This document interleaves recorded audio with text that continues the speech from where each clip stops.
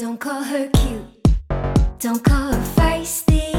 She's a rebel, she is nasty, she is brave. She isn't honey, sweetie, sugar pie, baby. And don't you ever say that she was well behaved. Don't you ever say that she was well behaved. And don't you ever say that she was well behaved. Do, do, do, do, do, do, do. Hello again. We're back. It's like we were never gone. I know. It's like this is happening right after the last one. You had to wait a whole week, but we had to wait a whole 3 minutes. Wow. Oh boy. The world is weird. Oh boy. What are your prepared topics for us to talk about? I wanted to talk about hecklers. Oh. Because I had topic. I had a great one the other night. Oh. Not great. No, it was bad. It was really bad. Like a bold one. Like a very bold one. Wow, tell me about it. It was a heckle that I've never had before and never imagined. What's that? So it was at Eastville, and which is like, I love doing spots there because they give you like 15 to 20 minutes, which is amazing. You really get to stretch out and just like sit in it. That's amazing. Which also, oh wait, hold on. Sorry. My brother's calling. We'll talk later, Adam. Okay. Adam, if you're listening to this, no, it's okay. Adam, if you're listening, you just called and I just ignored it, but I'll call you back later. Okay. So basically, like, there are plenty, when it's that long of a set, I'm like happy to talk to audiences. You know what I mean? Like you kind of, so be more comfortable and and I'm down, and I'm like really working on my crowd work. Yeah, so it's kind of a good opportunity to do that. So there are opportunities to talk. You know what I mean? Like, I ask questions, right? And they're not all rhetorical. You can whatever. So the whole time I'm doing the set, it's like going really, it's like a good show. And then I can see the whole time there's this girl who is, sorry, I don't want to call her a girl. She's a woman. Not a girl, not yet a woman. She's sitting like not in the front row, but right in my direct eye line. Okay. You know what I mean? She's like in the third row, but like in the center, basically. Cool. Okay. And she, the whole time, has her boyfriend's arms are like across her chest, like where he's like holding her from behind. And I can see her eyes close during parts of my set. Like, I can see her falling asleep, which, like, fine. I honestly don't really care as long as you're not being disruptive. Like, I'm not going to call you out for something like that. Yeah, it's like brings you more harm to like bring it up because no one else can see it. So it's like. Right. And I think I did at one point, like, say something of like, my girl's asleep. And then like, but like under my breath. So it's like sometimes I have jokes that are like for the 5 people who are listening, but they're very quick. Right. So that was probably that. But then, okay, so I have this joke. And I was closing with it, and it's my joke about how I accidentally lived with a pedophile. Right. And so I got the light. I'm telling this joke. I'm like, great. I'm just going to tell this joke. Get off. It's going to be great. Almost done. And the joke, basically, like, I lead up to it, but there's this part, like, the reveal is that I accidentally lived with a pedophile for 6 months. Reveal. Yeah, that's the, oh no. Magic. And then I just let it be silent because I there's like, it's like tense. It's like really, really tense in the room.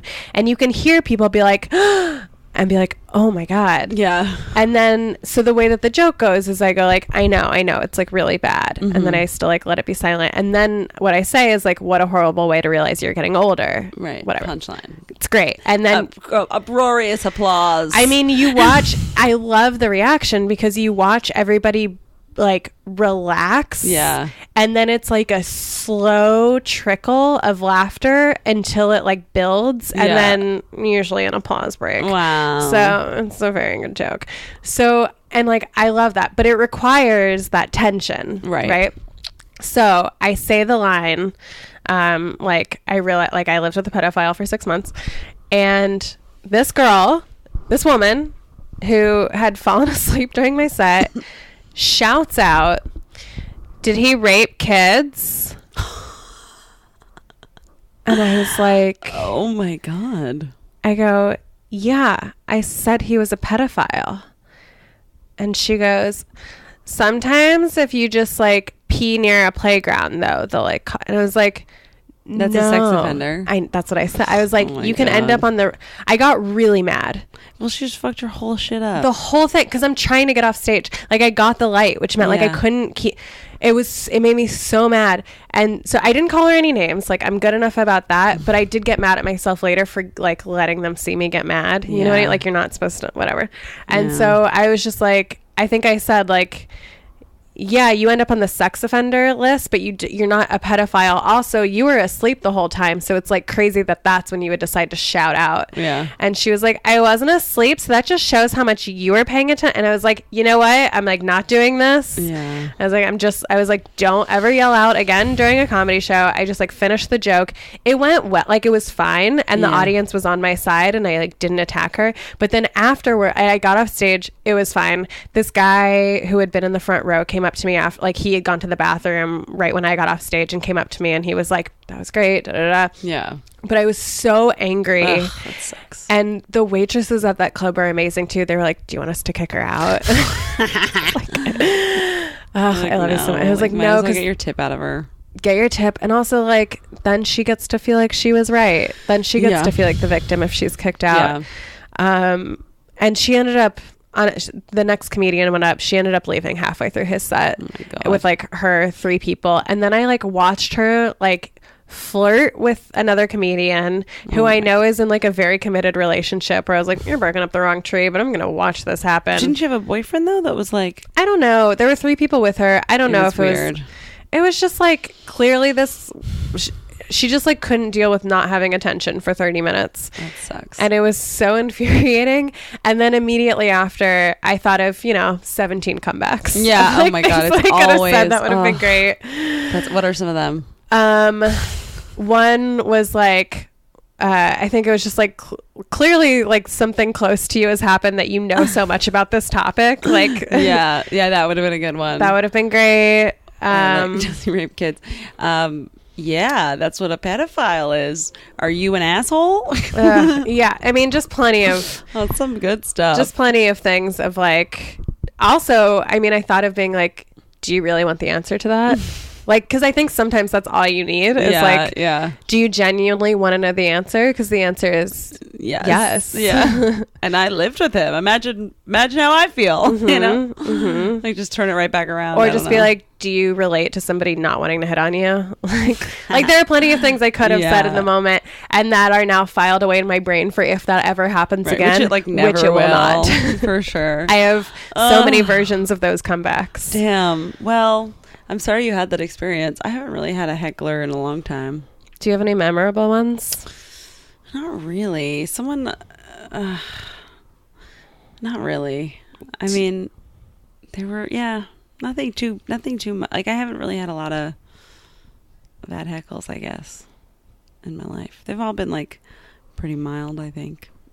Yeah. Yeah. I can't even think of any right now. But... Last night at the show at one of the shows, there was this woman sitting in the front row who was very drunk, but so supportive. Yeah, that's almost tougher when it's a heckler who has a good heart. Yeah. Because they're still being equally disruptive and you can't turn on them because the audience will turn on you because you can tell that they're just trying to be nice. Yeah. But actually it's very annoying. Yeah. But this was I mean, the audience wasn't great. They were they were fine. I'm always like very hesitant to call an audience bad because it's like, you don't want to blame them. I don't want to blame them. I feel like clearly somebody didn't do their job at some point. You know what I mean? But she was so sweet, but she just kept being like, that's so true. Oh my God. Yeah. And then you're kind of like, this ruins the timing a little bit. Yeah. Fortunately, it didn't matter. But sometimes it can be like, okay, I know you're trying to be helpful, but it's like actually distracting. Especially if you're trying to get a tape. Were you trying to get a tape? No. Oh. No, I have nothing to submit for. Sick, bro. Thank you so much. It's pilot season. Nobody cares about stand-up. No, baby. Nope. Do you remember like one of the worst times you've bombed or like worst shows? Yeah, I've had some bad ones. Probably the one that comes to mind I don't want to talk about. Oh no. Will you tell me after? Off the mic, yeah. Okay. I mean, I don't know. We've done a bunch of shows. I think I know what it is. Yeah. We've done a bunch of shows like in those weird southern like states when we were living in New Orleans that probably were rough. Some of those were very rough. But usually you were getting paid, so you're kind of like, well, at least I got paid. You know? I don't know. Oh, I had one really bad one in Utah. Louie and I were on the road a couple years ago, and we did a show right because when we did that show in Salt Lake City, it was really good. Yeah, it was great. And we did and then Louie and I did a show like right outside of Salt Lake City, which I think was the problem. Salt Lake City, the land. Sorry, I've been listening to a lot of Book of Mormon. Cool. So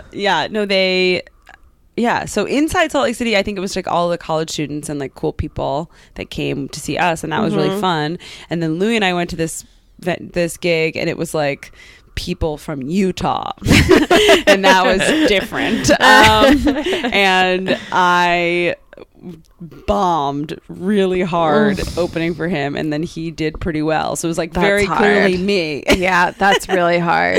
And I was like, you know what, this is just not my crowd. I mean, it was like a lot of abortion stuff and you know, and I was like, hey, I'm not for everyone, and this is the everyone that I'm not for.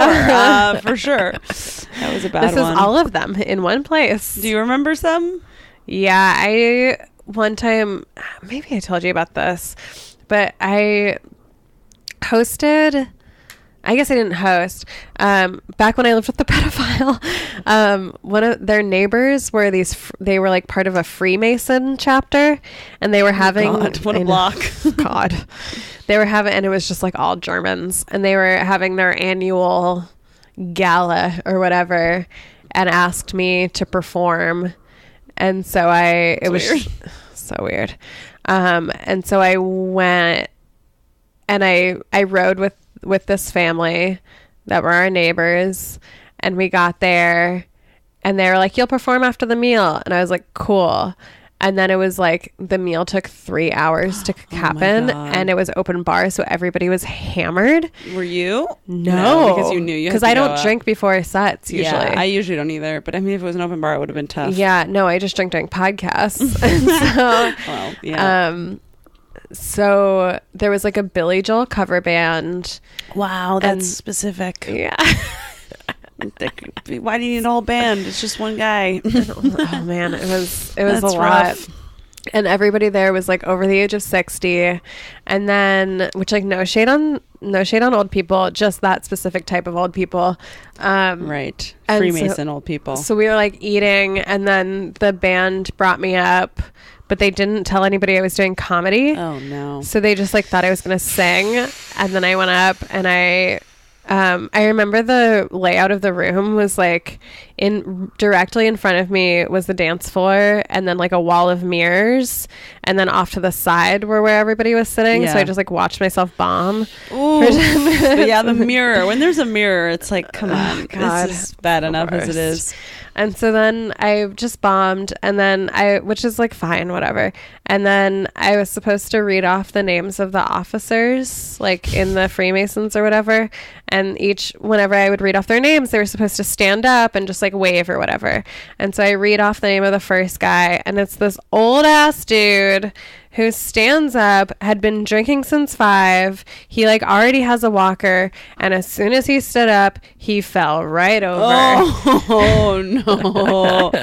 Oh no. And I think then did you just get off stage? I think I tried to make a joke of like, I didn't mean to kill so hard or whatever. No. And then they turned on me, and then a guy who was also an officer just came over and took the paper away from me and was like, I'll finish up. Oh my God. Did they pay you? They paid me $50, which was not enough.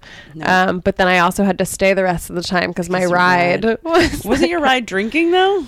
One of them wasn't. Oh, okay. I assume. Oh God. Well, that is a pretty bad one. And now I feel pretty invincible. Wow. Do you really? As far as stand-up, yeah. What do you mean? Like in terms of a crazy like, can it get worse than that? Probably. Yeah. But I don't know how much worse. You're ready for it. Usually you can leave right after you bomb, too. Yeah, that's the other thing. Yeah. Wasn't that. Leaving is good. Leaving is great. I love leaving. Get your free drink and then get out of there. Have you started doing the Death of 1,000 Cuts thing? No, not yet. I haven't started doing it yet. How's that going? It's going well. Cool. It's like very motivating. Like I came home last night at 1:30 and I was like, well, I have to do my writing. Ooh. So I sat down and did it. You should do it on the train. Well, I usually like to do it with Shaki. Oh. But he was just like, I'm not waiting up for you. Yeah. But on the train, I've just been doing free writing, and then I'll come home in the afternoon and do this. That's awesome. Do you write like when you do it? Do you write physically or do you type? Mm-hmm. I write physically. Yeah. He types. Interesting. Yeah, maybe I'll start it this week. It's nice. It helps if you have somebody who helps you be accountable. I listened to the first episode of it, but it was like it's like the pilot one. There's like not an assignment. It's just like him talking about, or maybe I didn't finish it. Maybe it's the wrong one. It's like him. The first pilot one is like him talking. He reads through someone's writing that someone sent to him. Oh. He talks about like cuts. I think that's the different one. Oh, really? Yeah. It's like Couch to 80K. It's like Death of 1,000 Cuts, Couch to 80K. Oh, maybe I have the wrong one. I'll find it for you. I'll send it to you after this. Okay. Because he has a bunch of stuff. It's like this guy, Tim Clare. Yeah. And he has like a lot of things, but that's... Maybe I have the wrong one. Here, this was the one I was looking at. Yeah, let me see. Yeah, I think that's all right. But... Oh, that's so funny. Because I couldn't listen to it on... It's not on Google Play. Mm-hmm. So I just had to... Yeah, were you doing... Wait, hold on. Is it on like Stitcher or something? I think you can just... It's on SoundCloud. And then you can just... but also listen to it from the browser because I don't have SoundCloud. Got it. Also, heads up, we're not on SoundCloud. This podcast, well behaved. I'm Molly Ruben-Long. I'm Ariel Elias. That's the first one. Couch to 80K. Oh, okay. He has like seasons. Yeah. And I got it. Yeah, he has seasons. So this one starts in a weird... Okay, cool. Yeah. It's 80,000 words. Is that what he's trying to say? I guess so. Because there are like Couch to 10K like podcasts, which is like a running thing. And he talks, I think the one that I did last night, he talks about how like, because basically the first week is all lists that he gives you to do. The second week was mostly free writing until last night. He was like, okay, like free writing's great. And there are like all of these like other people who will tell you like if you want to write a novel really fast, which is good if you have a deadline and you have to crank something out to make money, then like you can just do, you can just free write for however long and like get your chapters. He's like, but at a certain point you have to like work on something focused and specific. Cool. Oh, I'm so excited that you found that for me because I was kind of confused. I listened to like one from 2016 and it was like him cutting. He was reading text that it seemed like someone must have sent him, and then he was kind of editing it. And I was like, this is interesting, but this isn't really what I want. No, I need somebody... It's so great, because it really is somebody just being like, great job, it's fine if this is bad. Yeah, it's just doing it. And that's all I need. That's great. Has it helped you write any jokes or I things? think so. I mean, look, like I went like 4 or 5 months without being able to write a joke, really. And I think I have a couple, like I've been able to actually just like... You feel like things are a little looser. Yeah. Less congested in your brain. Yeah, less anxiety around the act of writing. Yeah, that's great. I need that. Okay, maybe I'll start... I don't know if I'll have time to start today, but maybe tomorrow. Maybe today. I don't know. Yeah, if we get done with this early enough. Yeah. I'll go home. Okay. Did we say our names already? Yeah, we said our names. It's a podcast about women in history who you haven't heard of. Yeah. Probably. Yeah. And then, we did the rest of it. Sorry, we did 2 in a row. So we're a little foggy brain. Little loosey-goosey. Ariel's fucking drunk. Ariel drank half a bottle of wine, but I can't have any because... way less than half. It is not way less than half. Yes, it is. First of all, it's way narrower at the top. It's okay. It's probably a third. It's more than a third. It's more than a third, but less than a half. I'd say it's 2/5. Is that less than a third? I think it's more than a third, less than a half. Okay, so maybe a it's third. I'd say a third. All okay, right. Anyway, look, I'm not judging. I'm jealous. I have to drive. So listen, Mom, I didn't drink anything. See, Yeah, I'm you were responsible. good. And I have nothing else If today. it was my car and this was New Orleans, I probably would have drank a glass of wine. But my parents' car in New York, no way. Good. No way, Jose. I did my 5 hours of research and writing today. Oh my God. And that's it. So yeah, for these two. You're allowed to drink. Are you doing anything tonight? Nope. Sick. Nope. I'm Why going to let Shaki cook for me. Oh, what's he making? Maybe I should stay. Yeah, stay. He had this, well, because I was talking to him about like what we should do if we end up with a Patreon page, which I assume we will at some point. Yeah. Of just like ideas for things that we can do. What? Just going to be my mom donating. No, we have other people have asked us. That's true. I think it'll happen at some point. But well, so one idea is obviously just like shorter stories of women who like don't make a full episode. Yeah. But Shaggy had this idea of like we should just have videos of our boyfriends doing things for us. I feel like maybe Shaggy's volunteering. Louis certainly is not volunteering for that. But I would love like Shaggy in an apron serving us dinner. That sounds great. And Louis just a video of that. What's Louis gonna do? He's busy. So maybe like no. We could get like other guys in the comedy community to do things for us for free. Yeah. Cool. That's a good idea. Reparations. I thought you were going to say like I'm not trying to appropriate reparations. We do like cooking videos, but that's like more work than this. I don't want to do that. I figured like I know like we could either I had the idea of like we could send people like I don't know, it's so dumb, but like maybe it's not. I don't know. I just self-doubt myself. Our notes like that we write up for the thing. Yeah, and just like sign those and like send those to people or yeah, yours all handwritten. I know. So impressive. It's just easier for me. I get distracted otherwise. Anyway, you want to tell me about your woman? Am I first? Yeah, girl. Okay. Oh yeah. Okay. So my person this week is Ruth Graves Wakefield. Ooh. Yeah. I love a 3-namer. Yeah, I mean, I think Graves is just her maiden name, but I want to include it because it's part of who she is. So Ruth was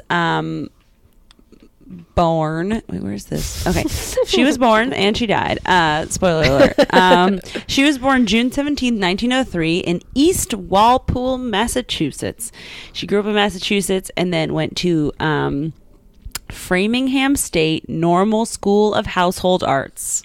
Totally normal. A mouthful. Well, now I've learned from this podcast that a normal school is a teaching school. Yes. Right. Not where they just go do normal stuff. Do like, weed. How do you not be a fucking loser? Be normal. No, being normal. A normal school is a teaching school. Does it stand for something? No, it's not like an acronym. It just must. I don't know where that name came from. If you know, write us at wellbehavedpod@gmail.com. Good plug. But I don't know why a normal school is called a teaching school. I could look it up. I will, but not right now. But it was a normal school of the household arts. So basically like home ec and stuff like that. So she became a dietitian and was giving lectures about food. She also taught home economics at Brockton High School. So yeah, right after she graduated in 1924. She gets married to a man named Kenneth Donald Wakefield, who was a meatpacking executive.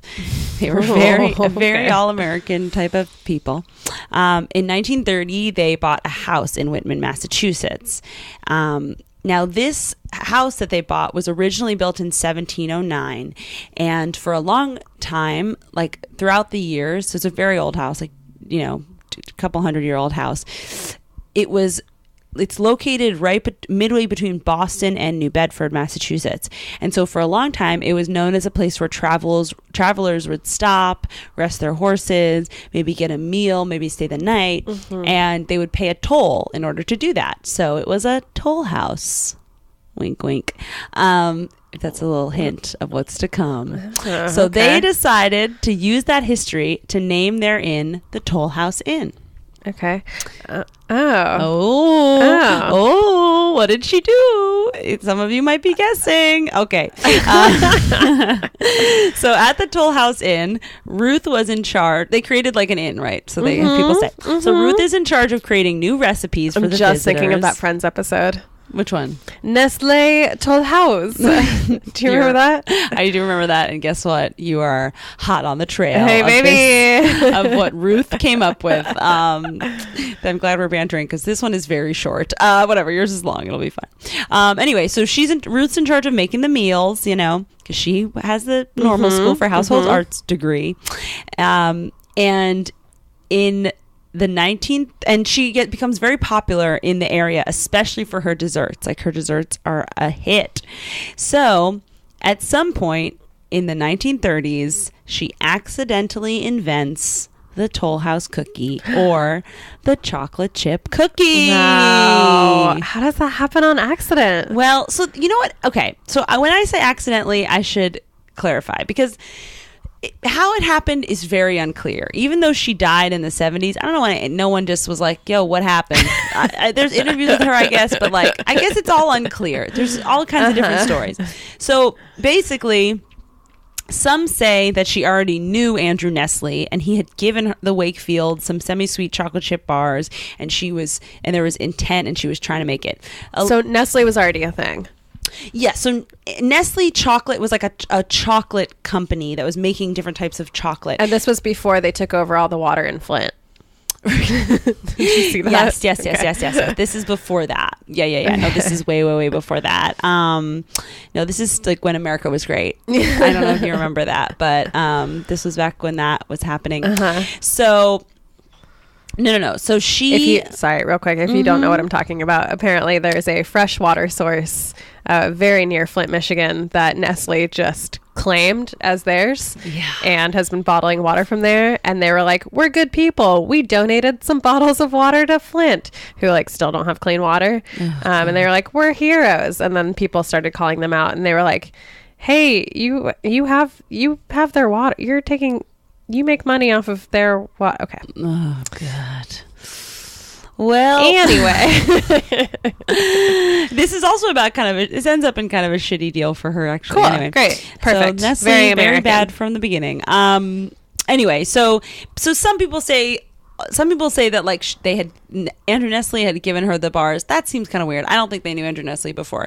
The story that also people love, also kind of like the accidental story, which is like they got back from a trip from Egypt and they didn't have all the things in the kitchen, so she wanted to make buttered drop dew pecan icebox cookies, which are served with ice cream. And while she's making the batter, instead of like she didn't have nuts, or she didn't have baking chocolate, so she saw this semi-sweet chocolate bar, took an ice pack. This'll do.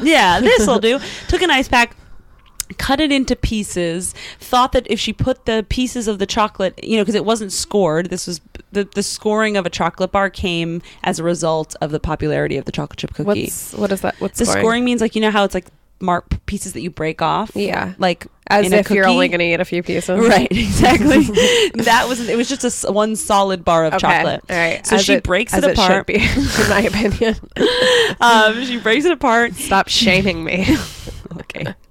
All right, this is getting very sensitive. She breaks it apart. She puts the chocolate pieces in the batter, and she thinks that it'll just like melt. The semi-sweet chocolate will just like melt and make it a chocolate cookie. But she takes it out of the oven, and the pieces, as we know from a chocolate chunk cookie, whatever, don't really, like, they kind of melt, but they stay intact. Right. And so she serves it to the customers. The customers love it. There is this woman, who is it? A food writer named Carolyn Wyman. The original food blogger? No, this is modern. This is a modern food writer who's writing about it writes about the history of food or whatever. Carolyn Wyman. She basically thinks that this is bullshit. She thinks that Ruth was like such a perfectionist, and there's such a small chance that she would be out of an essential ingredient. And she is like, no, I think that like she is talented and hardworking, and she created something cool. So we don't really know. I don't really know what happened, but whatever. She was like very talented and cool, and she created the chocolate chip cookie, which is very cool and very essential. She was it was originally just like a small thing that she would serve with ice cream. Like it wasn't meant to be like the main dish. So she originally they're a hit. She calls them Toll House Crunch Cookies. They become so popular that a Boston newspaper publishes the recipe. The first printing of the recipe was in a reprint of her cookbook, which is called Tried and True. And the reprint in 1938 was the first time that her chocolate chip cookie recipe or Toll House cookie recipe was printed. Then it gets printed in a Boston newspaper. Marjorie Husted, who actually maybe is someone I should do. That's Betty Crocker. Was this woman named Marjorie Husted. She had a radio show, and she featured the chocolate chip cookie on her radio show, the Betty Crocker radio show. Yeah. So I know that was like a name that stuck out. I was like, maybe I'll do. I don't know anything about her. So maybe we'll do her another episode. Anyway, so it becomes such a popular thing. Sales of the Nestle semi-sweet chocolate bar spike super high, and so Andrew Nestle and Ruth Wakefield come to an agreement where her recipe for the Toll House cookie and the Toll House name will be printed on the back of all Nestle packages, and he will give her $1 and a lifelong supply of chocolate, which I don't really think is a good deal. No. And then also she gets paid to like work as a consultant for Nestle sometimes. It was not a good deal. She needed an agent on that one. That was on March 20th, 1939. So that was pretty much it. She the popularity of the chocolate chip cookie made a lot of sense because it was like a perfect Great Depression snack, because it was like really inexpensive, easy to make, very comforting. And then the like nationwide popularity of the chocolate chip cookie really gained like success after World War II, because during World War II a lot of people would send chocolate chip cookies in like a care package to soldiers. And so like it kind of started as like an East Coast fad, the chocolate chip cookie. And so like East Coast soldiers would get it in their care packages and share it with their friends from all other parts of the country. Everyone would be like, what the hell is this? And they'd write back and they'd be like, hey, Mom, send me some chocolate chip cookies. And they'd be like, what? And then they'd have to like look it up. And then anyway, so it was a whole big... The true popularity of it was like post World War II, which is kind of crazy because I guess I think of chocolate chip cookies as being much older than the 30s. Yeah, I think of it as 40s. Like forever. Always. Yeah, but so apparently like before the war, it was kind of an East Coast thing. But then after the war, it became almost as popular as apple pie. Wow, like the cronut. Have you had a cronut? No. Me neither. They still like sell out of those things. I mean, I gotta get one. I gotta go I just want to go on like a weekday. You know what's really good near there actually though is La Durée macarons. Have you gotten those? Ooh, baby, you gotta go. They're really good. This place, La Durée, they're like a French bakery. There's 2 locations. I think there's some in Paris actually, but there's 2 locations in Manhattan. Oh, there's some in Paris. I think so. Like I think it's French. So the ones in Manhattan, there's one in Soho. On like Spring Street, West Broadway, I don't know. Google it. But then there's one like uptown somewhere. But basically, they sell like macaron. Yeah, macaron. It's confusing that macaroons, which are like the coconut thing, and macaron are so similar. But whatever. And I sound like an asshole saying it like that, like I have a cold. But I truly don't know how else it's pronounced. Macaron. I don't know. Well, you know what I'm talking about. I don't think I've ever. Cookies. Yes, I do. I don't think I've ever had one of those. Ooh, actually, you know what the problem is, though. I want you. In some ways, I want you to only have this one. Okay. And in other ways, I think it will ruin them for all you the forever. others. Well, I have really low standards when it comes these ones to food. Are so cuckoo. We should go take a little trip. Okay. I used to walk a dog in Soho. Oh, too bad. I used to walk Lester Holt's dog. Really? Yeah. Oh, I think you did tell me that. What happened to that? You lost the gig. Yeah, I lost the gig. They started sending the dog to daycare instead. I think I'm allowed to say that. Yeah. I'm not saying where they live. Oh. That's cool. Their home was beautiful. Wow, I'm sure. Their dog was kind of a dick. Well, that dog needed love from someone. She's getting loved. She got attention. She was a good dog. She's a good dog. Is there any dogs that are not good dogs in your opinion? Yeah.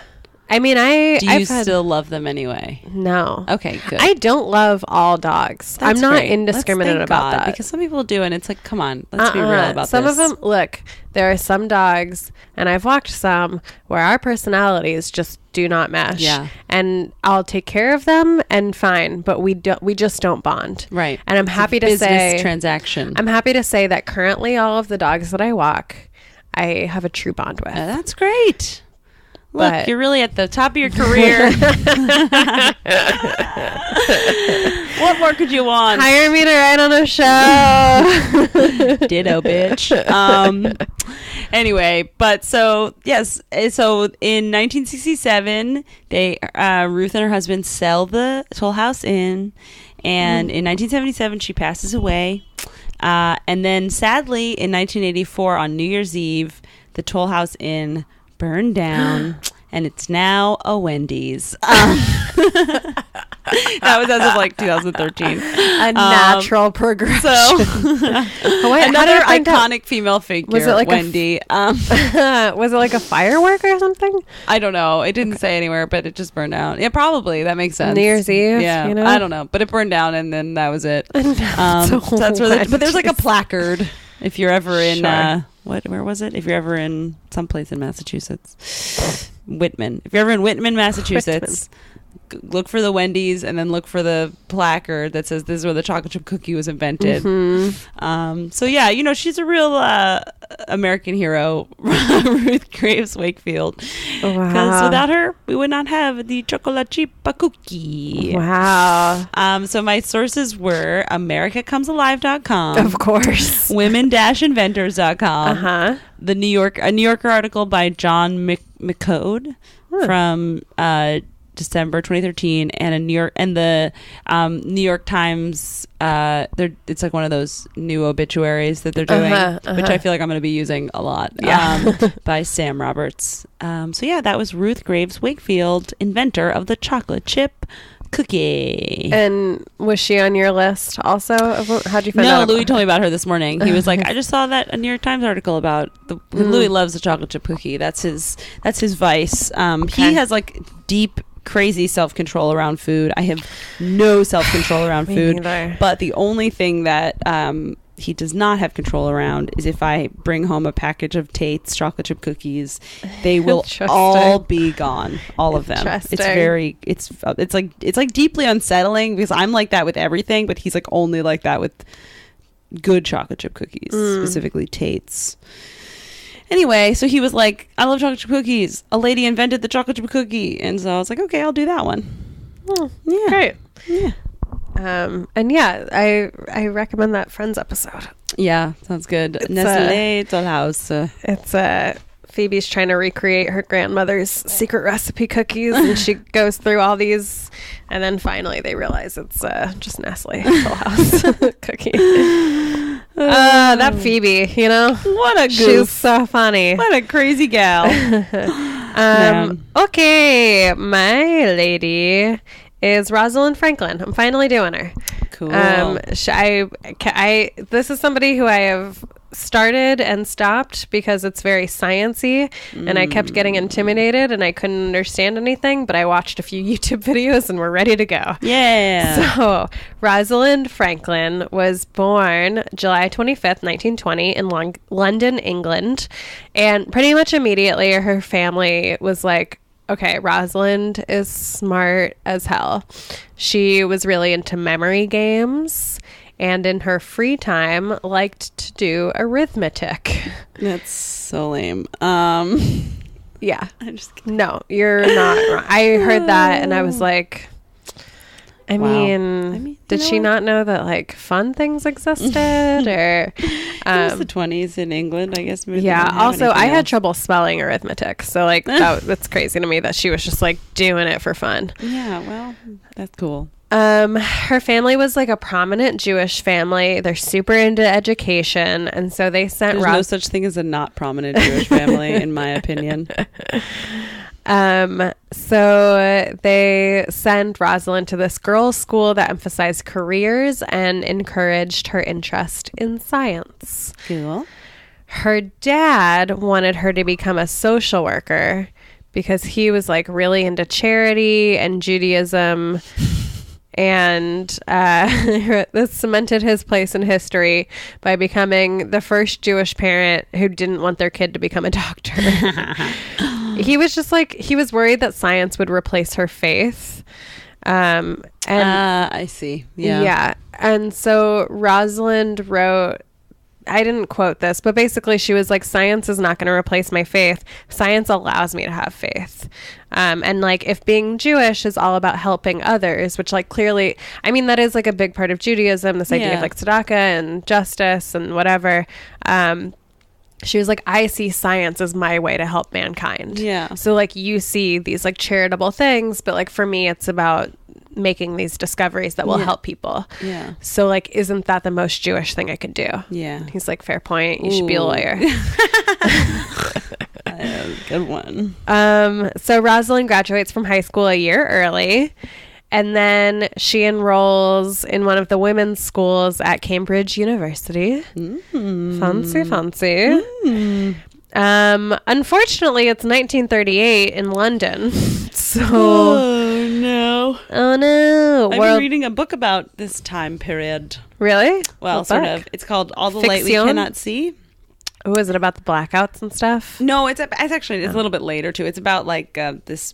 It's about World War II, but it's about like a German teen and a French blind teen, and then their lives. It's very cool. I like it so far. My mom said it was like very beautiful. She read it a couple years ago, and then I realized I could read all the books that my mom's downloaded onto her Kindle through my phone on the Kindle app, which is cool. Nice. So I was like, I'm just gonna read these books. They're on my phone already. Anyway, that's a sidetrack, but I'm feeling very like into World War II, the lives of the Europeans during World War II. Anyway, it's fascinating. That was not a great story. I'm sorry. No. That was great. I love to hear what you're reading.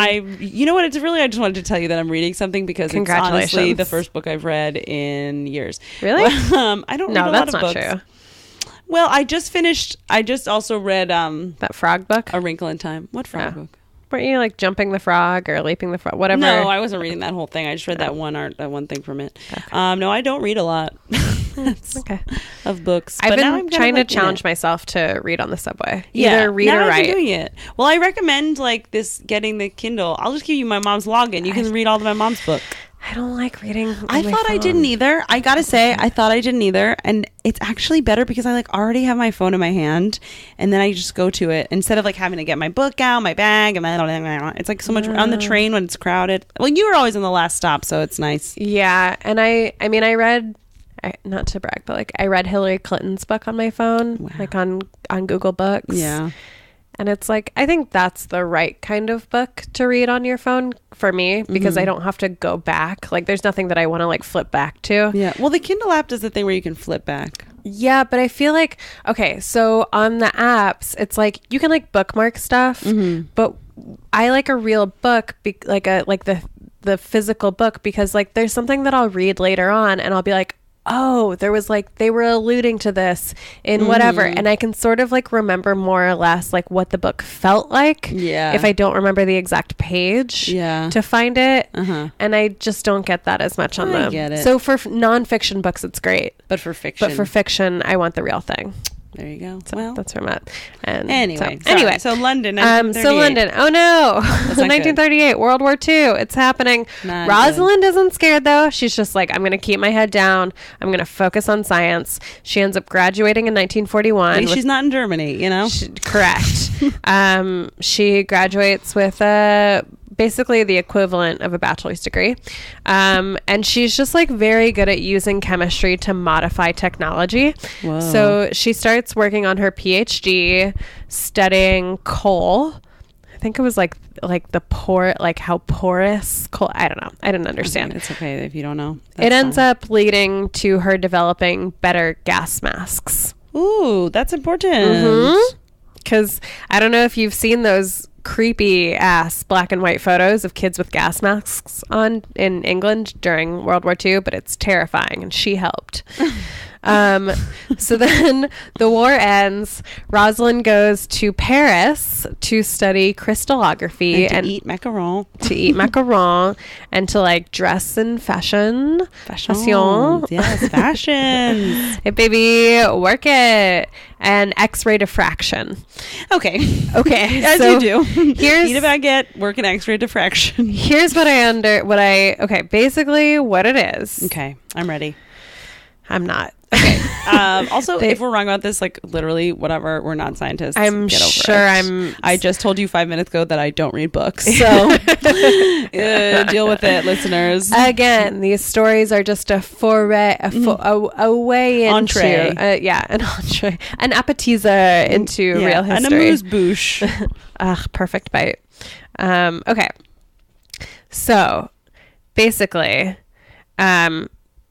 they would X-ray these invisible molecules, or like invisible to the naked eye, and these molecules would reflect the X-rays onto film, and so you would get an image of the molecule. Okay, does that make sense? Yeah. Sure. I think that's right. So So it's a way to kind of get a picture of the molecule. Yes. Which is like cool because you can't see it otherwise. Right. That's and cool. like this is when the atom is very new. Yeah. Right. Yeah, like or the discovery of it. Yes, of course. It's actually very old. The Big Bang. Okay. So at the time, Rosalind is doing this with different proteins. She has a real knack for it. She's just like very good at crystallography. She's a fucking nerd, dude. She's a huge nerd. And also she loves being in the lab and like loves this whole process, which they said like something that I saw was talking about how like most scientists hate the actual scientific process. Like they hate being in the lab itself and doing all this tedious shit. But Rosalind loves it. And she's like loving Paris. But then at a certain point, she realizes she can't do everything career-wise that she wants to do in Paris. She has to go back to London. Okay. Which is like reminded me so much of like why we left New Orleans. Of this idea of like, God, we love it so much, but like you have to leave. Ugh, and the food is so good there. So good. And the fashion. The fashions. Okay. So reluctantly, she goes back to England. She takes a position at King's College in 1951. And this is where the trouble starts. Oh, but she survives the war then, right? Yeah. No problem. Cool. No okay. biggie. Good. She's just like, whatever. And her family does fine too. They're not, because England never fell to the Nazis. Yeah, but London got bombed at some point. So bombed. Yeah, but her family was okay. But they were fine. Okay. And I forget what it was. Basically, they like... She just kind of skirts around it. Yeah, and they were very like, they weren't rounding up Jews in England. No, you know what I mean? No. To my knowledge. No, they weren't. No, but I just mean in terms of like other, just war, just there being a war, just like war stuff, just the general war stuff, right? No, they were fine. Okay, I think there was no mention of it. So. Cool, that sounds good. It's fine. Okay, so here's what happened. The director who hired Rosalind tells her, when you arrive, the lab is all yours, and you'll have a grad student, this guy named Raymond Gosling, at your disposal. So sick. Great. Perfect. No problem. I love to boss around a Raymond. Oh my God. Everybody loves Raymond. So she gets to the lab and everything is like kind of in disarray because there was a war. And Gosling talks about how there was like a crater on campus from a bomb, basically. Oh, God. And you would have to navigate yourself around the crater to get to the lab. Wow. So Rosalind starts improving the lab. She's like cleaning up and she's organizing, and then she starts tinkering with the camera that's taking these X-rays. Does this spark joy? If not, throw it away. Exactly.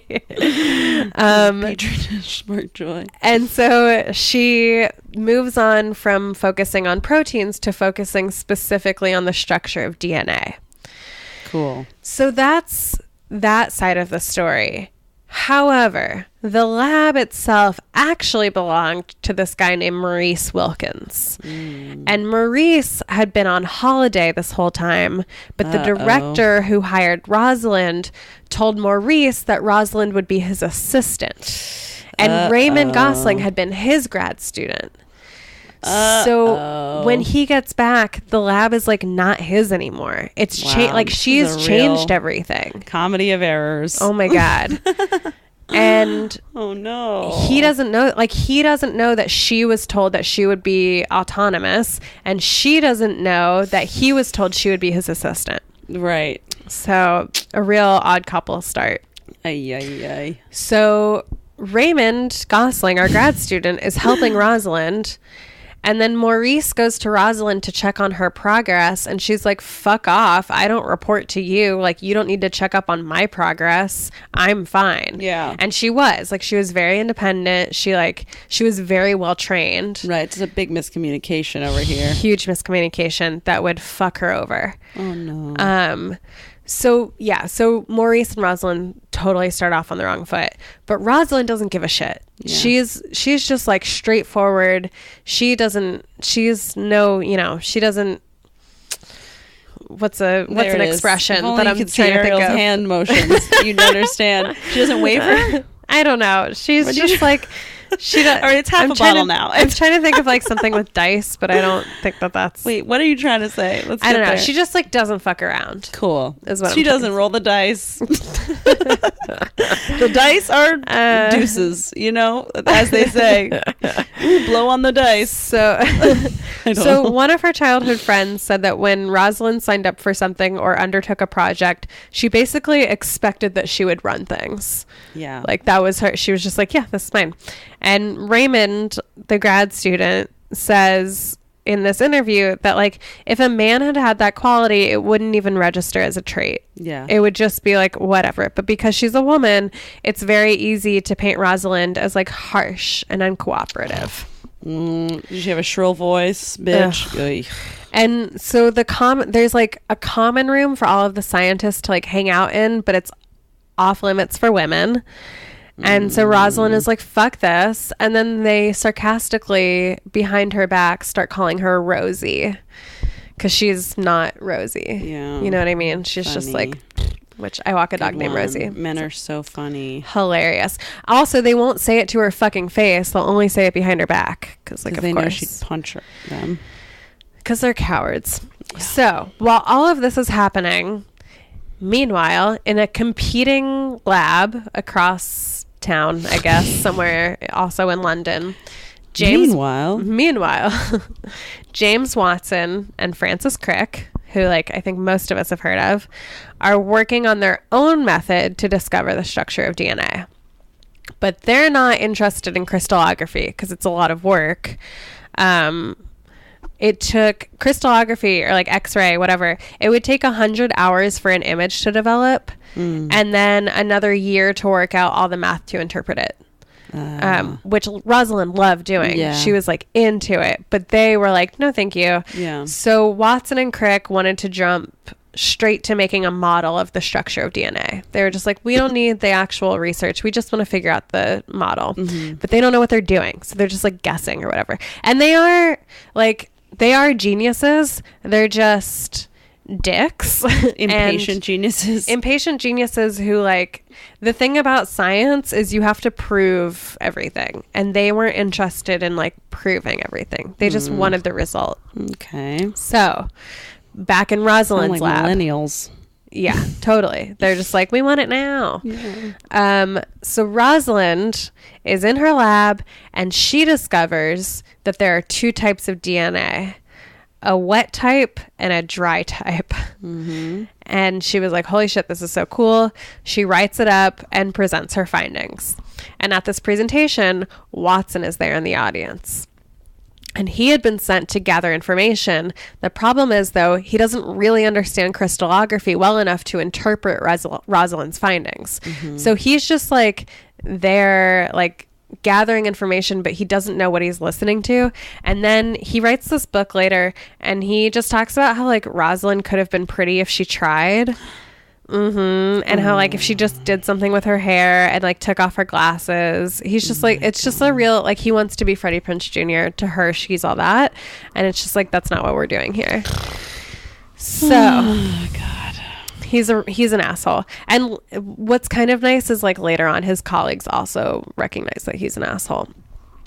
But Watson brings back this information to his lab, but they don't know what to do with it. right? Because they're because they don't have the knowledge of the experience. So they make a model of DNA and invite Rosalind to come look at it to tell them if they're right.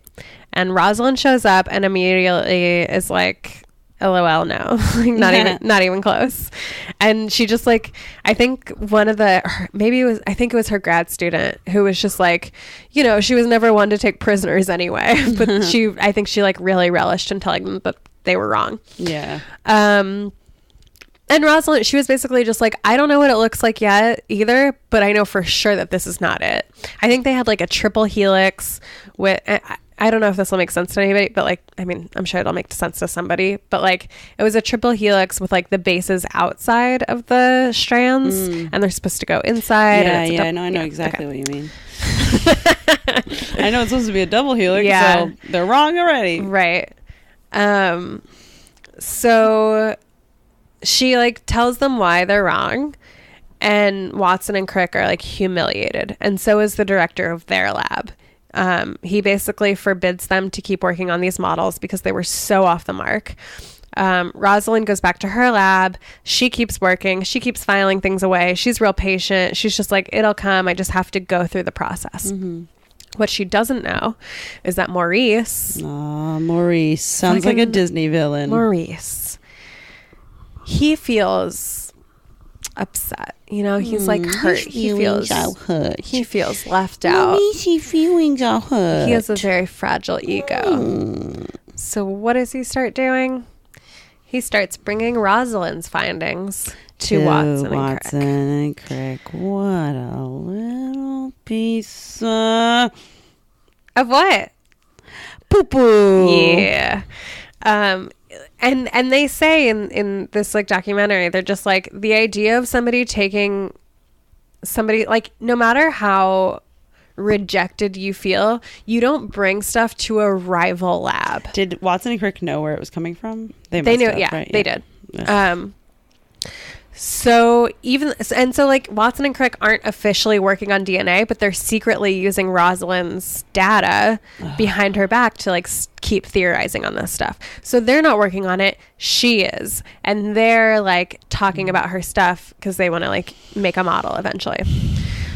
And Rosalind has no idea. So this whole time, she keeps working and she keeps like making these little adjustments on her camera and little improvements. And she eventually ends up with like the best X-ray camera because she's just like good at, she fucking built it. Yeah. Excuse me. That one's for Watson and Crick and Maurice. Goddamn right. So eventually, Rosalind takes this X-ray photo of the wet DNA and it shows that DNA is a double helix. It doesn't fully show the structure. Like it's like very blurry. It doesn't show where the bases are supposed to be, but it shows like an X basically. Okay, so it's a little more information. Yeah, it's more information. And this is like a huge key, and it becomes known as Photo 51. And Rosalind knows that this isn't everything, but it's huge. But she knows she needs more. So she just like, she also wants a better photo of dry DNA. Oh shit, sorry. That's my alarm from probably yesterday when I napped. Okay, after the museum, I really needed to decompress. Yeah, you almost spent $3 million on a trip. What do they do if you like fall into if you destroy something priceless? What do they do? I mean, I think you. Do I go to jail? I don't know. I don't either. Like, it's clearly there's got to be. I mean, you probably would be tried.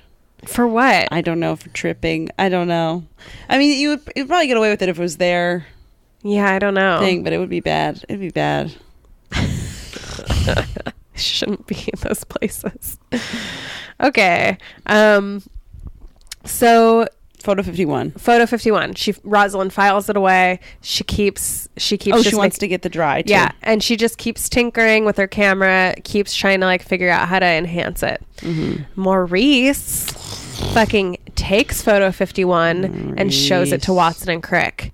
Watson said, quote, "My jaw fell open and my pulse began to race." Watson and Crick used the photo to determine that DNA is a double helix with two separate strands bound together by 4 chemicals. Which, like, I think they looked at her photo and that she had already discovered, and we're like, we discovered it. Yeah, basically. And like I think scientists in general already knew that it was made up of 4 chemicals. I forget what it stands for, but it's the GATC, the like that thing. If you watch Gattaca, I don't. It's a great movie. I recommend it. Okay. Ethan Hawke, I think, is in it. Okay. And what's her face? Kill Bill. What's her name? You know who I'm talking about? Wait, the one who just said the thing about Tarantino? Uh-huh. What's her name? Uma Thurman. Thank you. She's in it too. Yeah. Gattaca's very good. But if the Gattaca is all made up of the 4 chemicals of DNA. The letters. Okay. So Watson and Crick basically they make this leap looking at her photo to determine the structure of DNA. And when they determine the structure, they also realize how DNA replicates itself, which is like a huge fucking breakthrough. Yeah. And they make their model, and then they call Rosalind over again to check it out. And she sees it, having no idea that they've been using her work this whole time. And she's just like, oh my God, this is amazing. Like, great job, you guys. You did it. Like, this makes sense. Like, I didn't know, like, because she didn't exactly, like, put together what the structure would be yet, because she wanted certifiable proof. Yeah. But she was just like, yeah, this makes sense. This is all correct. So Watson and Crick, they have their correct structure, but they can't prove it because they didn't actually do the scientific process. She did. So Watson and Crick decide that like they want to publish quickly because there's this other scientist in California who's like on the verge of figuring it out. They're like one step away, and the step away is like because he doesn't have access to Rosalind's data. Oh my God. So Watson and Crick are like, we have to publish this before Rosalind does, but we need Rosalind's findings in order to publish. So Nature magazine, hey baby, hey. How you doing? Good. Okay, Nature magazine decides to publish 3 findings in the same issue, 3 papers. First, they publish Watson and Crick's, and then they publish Maurice and his collaborator, and then lastly, they publish Rosalind's, which makes it seem like Rosalind is confirming Watson and Crick's model, even though it's actually what inspired their model. And they said, like, the guy who ended up being the editor of Nature later said, like, by putting hers last, like, if they had just put hers first, it would have been totally different because it would have showed, like, shown the progression. Yeah, the actual process. But they still stole her information. Correct. And then Watson and Crick said, about Rosalind, they said, we have been stimulated by... She's going to... Oh, what's this? What? You got me the rest of your a chocolate chip. Wait, is it a chocolate chip cookie? Yeah, that's it. Wait, that's Jackie, for my woman, I just did the inventor of the chocolate chip cookie. And then Jackie brought us a chocolate chip cookie. That is weird. And by us, I mean Ariel, but like I will be eating some of it. Yeah. Yeah, the rest of the wine is yours. I just need something to cook. No, I know. Cook you dinner with. Wow. She's cooking her own dinner right in her belly, baby. Okay, thank you. Like she's a little drunk. Sorry, I didn't do the dishes. I was researching all day. Will it disturb your thing if I watch? Not at all. It will not. But also, you don't have to. I can. Okay. All right. Thank you. Okay. All right. Wow. What? Okay. I'm doing my own thing. You do your thing. Okay. We're almost done. Okay. All right. So, okay. So, okay. Watson and Crick said about Rosalind, we have been stimulated by a general knowledge of her work, which is bullshit because it wasn't a general knowledge. It was like very specific knowledge because they stole her shit. And also Rosalind had written an article a month before Watson and Crick even came up with their model. She just didn't publish it yet because she was like, I'm not ready yet to like publish it. I need these photos of dry DNA. And they were like, fuck that. So that happens. And then at the same time, Rosalind is increasingly unhappy. Her colleagues start calling her the Dark Lady. because she's just like miserable. So she decides, like, you know what, guys, I'm out of here. And in 1953, she goes to another lab in London. And it's, like, kind of a dump, and the ceiling leaks. She has to keep an umbrella open to keep her papers dry. But she's so much happier because it's more of, like, a collaborative... independent kind of thing. Yeah, and, like, her colleagues respect her. Yeah. It's, like, Wouldn't crazy, that be nice? Ugh. So she then starts working on viruses because she's like, DNA's done. Clearly, like, I missed that boat. But she discovers the and she still doesn't know that they used her. Has no idea. She dies not knowing that they stole her stuff, and that Maurice was the one who was like sneaking it out. Has no idea. That's awful. So didn't they win the Nobel Prize? Yes. Did it get stripped from them? No. It should. Yeah, well, we can get to that. I would like to have a whole talk about this. But so Rosalind then discovers the structure of viruses, which is so much more complex, and figures out what makes them infectious. Wow. So she is then like world renowned after that. Like the whole scientific community is like, this girl is serious shit. They fixed the leak in her lab. Totally. Because they didn't even know that she had contributed so much to the DNA structure findings, but they did know that she contributed to the virus structure findings. So she goes on speaking tours around the world, mostly in the US, until 1956, when she suddenly has these really bad stomach pains, and she's diagnosed with ovarian cancer. A lot of people think it's because she was just like exposed to x-rays, because like people at that time weren't taking precautions about it. And there was a thing about how like at a certain point, like once you reached a dangerous level of exposure, they wouldn't let you come to the lab for a few weeks, and she would be like so pissed off for those few weeks that she would have to take off. So they think once she had her own lab, she like wasn't taking those weeks off.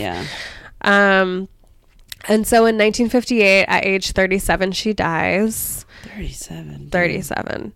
In 1962, Watson, Crick, and Maurice would be awarded the Nobel Prize for their discovery about the structure of DNA. Rosalind receives no mention except for like one fucking footnote. And then the guy steal it from their descendants' house. It's hard because it's like they did contribute, right? Like they were she didn't imagine the structure. Like Maurice itself. didn't do shit. Maurice, fuck him forever. Maurice is a piece of shit. But like, to be fair to Watson and Crick, like they were the ones who made the leap of like, it's a double helix structure with anti-parallel strands. They wouldn't have made that leap without her. Of course not. And people have argued like she eventually would have made that leap without them. Yeah. So it's bullshit. But there is like a little bit of vindication. The guy who she had collaborated with on the virus structures, he ends up winning the Nobel Prize for that in the 80s, but he mentions her and gives her a ton of credit. So, you know, there are a couple good guys. And then she basically like would have been relegated to like being forgotten of history. But then in 1968, Watson writes this book called The Double Helix. And he's a huge asshole about everybody in the book, including Maurice and Crick and like obviously Rosalind. He's just like he portrays her as like a difficult woman who is like uncooperative and incompetent. At one point he says that like when he came to her, like, I don't know, like asking if they could team up, which is like bullshit. Yeah. She like got angry with him and started advancing towards him, and he thought she was gonna strike him. I wish she did. Such bullshit. And he just like portrays her as like plain, and like what he like focuses a lot on her looks. It's bullshit. But so the manuscript was then sent to everybody who was mentioned in it, because they were like, hey, we just want to let you read this over first. And Maurice and Crick both read this, and they were like, this is bullshit. You're being totally unfair to everybody except yourself. Also, like Rosalind is dead and you're still being an asshole to her. Like, she wasn't that bad. So I think it was like Harvard was going to publish it. And when they get like all of this pushback from Watson from Crick and like everybody else. They're like, we're not touching this. Somebody else ended up publishing it, but Watson had revised his descriptions of all of his colleagues to appear more generous, except for Rosalind. She was already dead, so like, who cares? But then her friends and family read the book and they're like, hey, fuck you, like this is not how it was, and that's bullshit, and you've like you can't libel the dead, but like this is basically that. So then Watson... Can you not? I feel like shouldn't her ancestors be able to... I mean, not ancestors, her descendants? I don't think she had any. She didn't have any kids. She wasn't married. Or family or anything. It did say like she would like date a lot, which I love. I love that. And it was like with like the first chair violinist of the symphony. You know, she's like going out with these like great dudes. Oh my God. So Watson then writes this epilogue that's basically like... I didn't realize how hard it was for women in science at the time. And that's it. That's as good as it gets from him. But what happens is the book makes everyone realize, like, wait, who is this Rosalind girl? Like, we thought it was just the three of you. We didn't realize that there was, like, a woman behind this. And so like, that makes people more interested in like finding out who she was, because like the scientific community knew about her but the general public didn't, and so like people started writing biographies about Rosalind Franklin. When did they discover that Maurice had given them the I don't know, actually. That's a good question. Like, is that in Watkins' book, I wonder? Probably sounds like he not. wouldn't have admitted that. Yeah, I mean, unless he was trying to portray Maurice as an asshole too. But I don't know. I didn't read the book. Yeah. But it's just like in all the documentaries and stuff that I watched.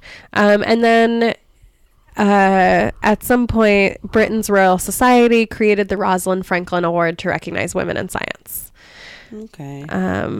Which is like not enough, obviously. Well, and so this story makes me very upset. Yeah.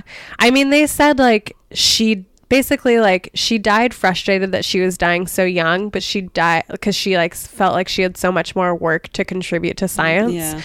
But she died like satisfied with her scientific discoveries. And maybe that's partly because she didn't know that they were fucking stealing for her. I think so too.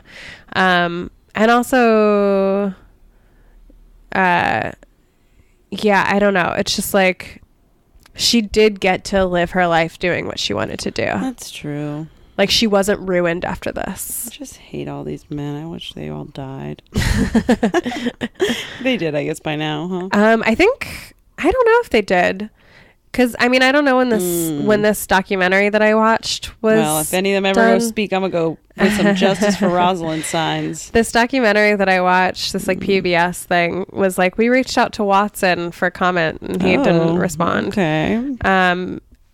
So that was the PBS Nova documentary called DNA, The Secret of Photo 51.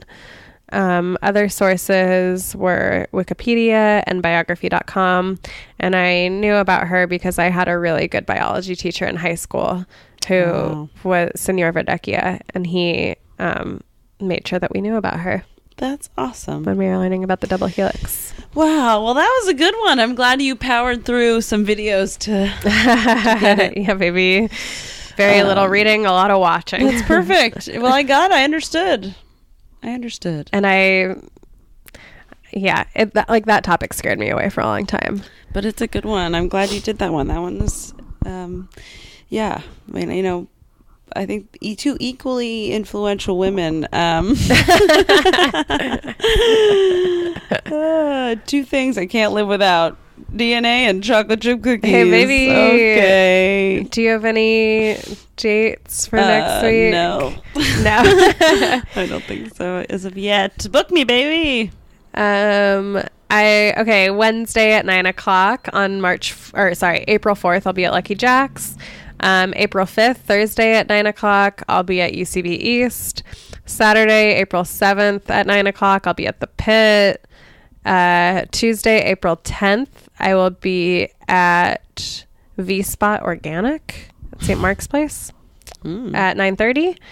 And Thursday, April 12th at 8:00, I'll be at Artichoke Pizza in Bushwick. I'm going to be at UCB East at 10:30 on Friday the 13th. Ooh, spooky. Ooh, spooky. Scary. Yeah. All right. We don't have a Wonder Woman this week because we don't know what the news is. We don't know what the news is because we're early. My Wonder Woman is all the Jewish moms making Passover or Seder. Yes. Thank you guys so much, and remember to rate, review, subscribe. No, but really, it makes a big difference. Please do it. Tell a friend. Tell an enemy. Yeah, tell whoever you want. Thank you so much. Thank you, and keep making history.